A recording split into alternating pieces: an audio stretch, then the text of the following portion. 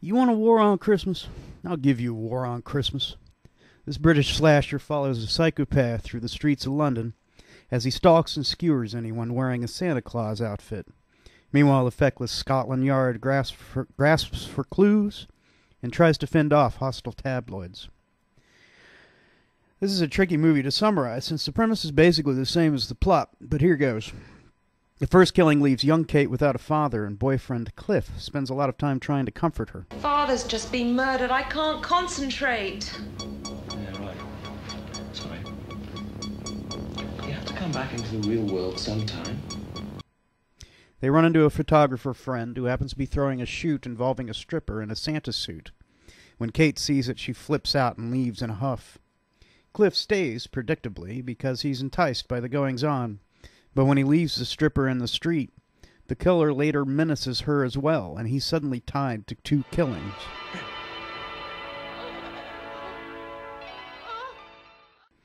This naturally provokes the suspicions of Scotland Yard.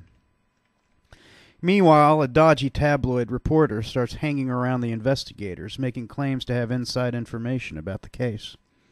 Despite his shadiness, Scotland Yard is tempted to listen to him, particularly after another woman, also a stripper, despite wearing the most sexless, oversized t-shirt ever made, witnesses another Santa massacre, and the killer subsequently kidnaps her to keep her from singing to the police. And, of course, in typical slasher fashion, all the while random ill-fated Santas fall to our nameless murderer in ever more inventive ways. In such a short time, it's hard to sum up the many ways in which this movie fails. The main problem, though, is that the premise sounds a lot better in theory than it unfolds in practice. The minor classic Silent Night, Deadly Night, which came out the same year, had a man in a Santa suit who goes on a killing spree. And this is a perfectly serviceable premise, but the converse isn't nearly as workable. Namely, this is because the slasher movie tends to focus on the relationship between the various victims. They all attend the same summer camp, they're all slightly overweight young women, and so are particularly well suited to make pelts from, etc. But the premise here doesn't lend itself to an expansive narrative, since there's only a few ways characters in Santa suits can be integrated into the plot. In fact, we know few of the killer's victims, and it's a rare instance when one of the killer's crimes advances the plot, or comes off as any kind of a surprise. Not to be terribly morbid, but it's also hard to feel any emotional connection with the victims, since they can usually barely be seen behind their fake beards and red coats. Another issue is the movie's sexuality, which seems inordinately sleazy for the genre. Slashers get a rap for being highly sexualized, but I actually think this is largely a misconception. Most of the slashers I've seen are actually much more coquettish about sex than popularly thought.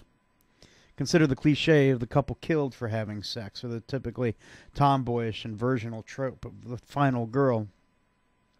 I've often puzzled over why this is, but Don't Open Till Christmas actually makes it a lot clearer, since its frankly prurient sexual content coexists very uneasily with its violence, in a way that feels almost genuinely sadistic. Actually, though, I think the movie's sexual content is a mere byproduct of its pedigree. Writer Derek Ford's CV leading up to Don't Open consisted almost entirely of sexploitation titles such as The Sexplorer and Suburban Wives.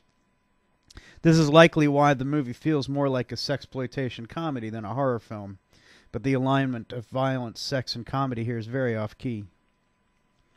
Don't Open also begins to drag after the novelty of the characters' sexploits and the dying Santas wears off. This too seems predictable, since Derek Ford, titular director Edward Purdom, and editor Ray Self actually took turns in the captain's chair. At least according to an incredibly detailed comment by user Gav Crimson on the Don't Open IMDB page. One wonders if the disorganized production is the reason the story seems to come off the rails halfway through, or if the premise is just unworkable as a motion picture. All that said, Don't Open Till Christmas isn't completely without virtues for the slasher crowd or for completist bad movie fans. Truly devoted MSD3K aficionados might recognize Edward Purdom from Ator, the Fighting Eagle, a prequel to the Miles O'Keefe vehicle in MSD3K episode Cave Dwellers. Others will also make Purdom from the laughable Spanish shocker Pieces. Aside from these novelties, Don't Open also features a quite amusing sequence in which a cycling Santa is set on by extremely 80s new wave street toughs, who snag on him and steal his bike. The mugged Santa then retreats to the famous London Wax Museum, where the killer toys with him forever before finally doing him in. Die-hard fans might benefit from watching the whole movie, but for most, I'd say watch this scene, fast forward past the rest, and throw on Black Christmas instead. Deck the halls.